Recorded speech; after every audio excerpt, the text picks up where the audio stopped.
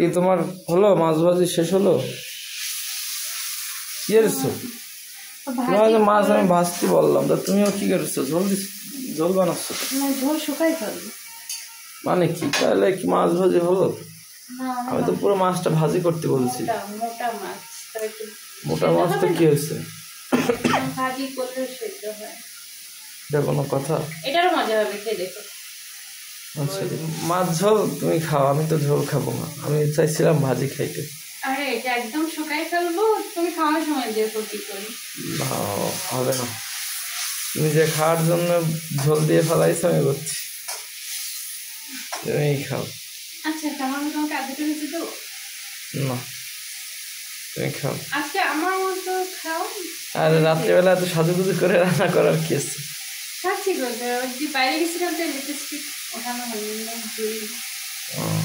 বাইরে থেকে এসে ওঠানো। আচ্ছা ঠিক আছে, তুমি রান্না শেষ করে তুমি খাও।